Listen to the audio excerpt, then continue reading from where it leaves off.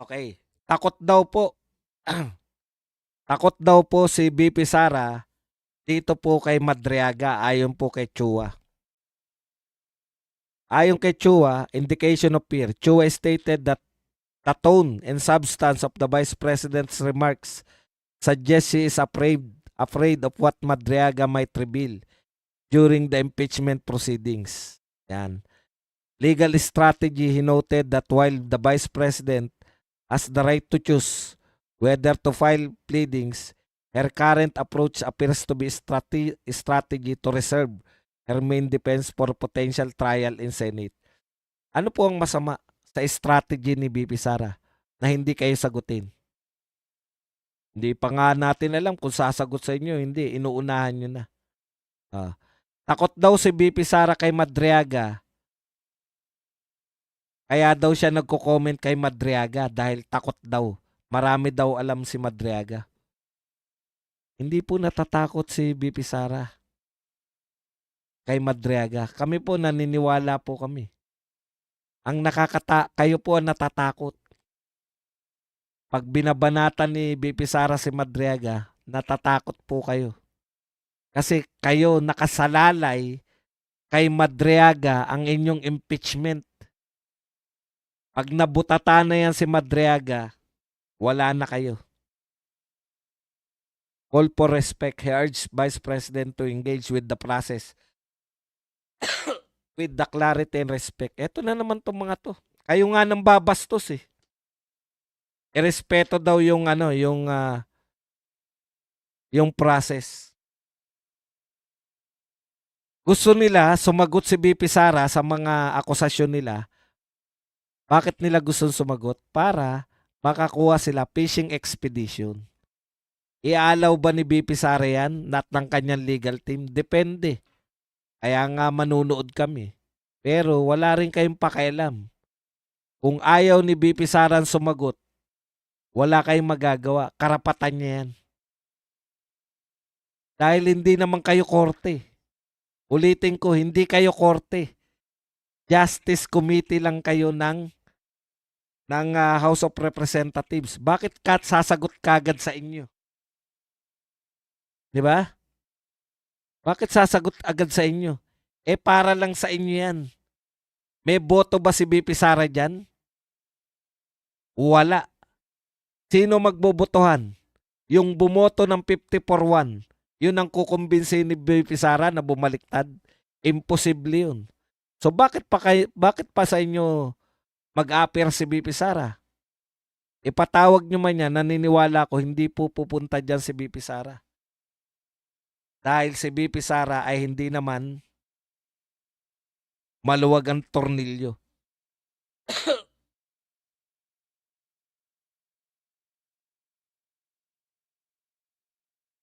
Paniwalang-paniwala kayo, nakakilalang kakilala kasi daw, si BP Sara daw, meron daw si BP Sara kasi na video na binati si Madriaga.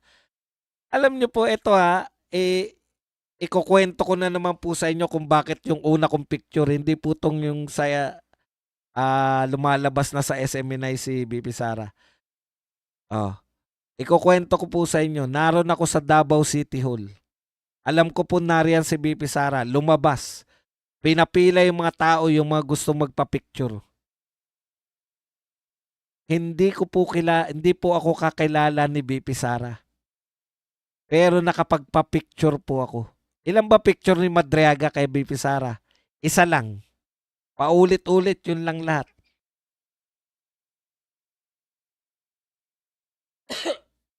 Okay. Ngayon, alam nyo ba, pagkatapos ko, merong isang vlogger doon, sinabi kay BP Sara, BP Sara, ito po yung pangalan ng channel ko. Sabi naman na please subscribe. Yun ang ginawa. Sabi ko, hindi ko naisip yun. Sayang, dapat nagpaganyan din ako. Yung happy birthday, napaka-normal lang po niyan. Hindi po ibig sabihin na happy birthday, magkakilala na tayo. Dito na lang eh. Hindi pa ako si BP Sara, pangkaraniwang vlogger lang ako. Boss Badong, pabati naman sa misis ko. Birthday niya ngayon. Happy birthday kay Inday Inday-inday. Binabati ka ng yung mahal na asawa, dinudugtungan ko pa mahal na mahal ka daw niya. O, di ba? Pero sa totoo, hindi ko po kayo kakilala. Tuloy mo, binati ni Bibi Sara si Madriaga ng happy birthday, tapos sabihin nila, ayan bang hindi kilala? Oo.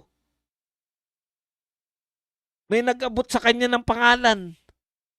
Mga volunteer eh. Alam niyo po pag eleksyon, kahit sino po pwede mag-volunteer. Pattern sa ICC warrant muna bago ebidensya. Nauna pa sa kabayo ang karatela. Sila din kasi nagplano sa ICC. Di ba? Sila Dilima rin yung mga matabato na yan. Kaya tigil-tigilan nyo po kami dyan sa kaano nyo, kay BP Sara na yan. Hindi niya kakilala yan. Hindi po yung kaisa-isang picture. Sabi nga ni BP Sara, ilan libo ba'y nagpa-picture sa akin nung inauguration? Libo. Sabi nga ni BP Sara, oy, thank you very much Amik sa padoble ah.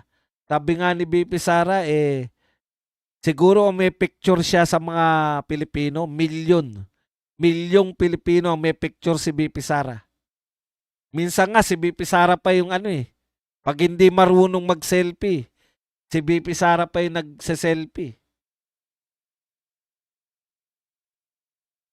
Kaya hindi po yan yung binati.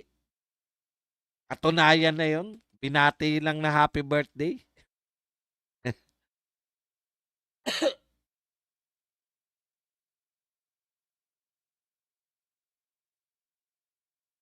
Buti sana kung video pinapakita, uy, Ramil, kumusta ka? Mga ganun sana.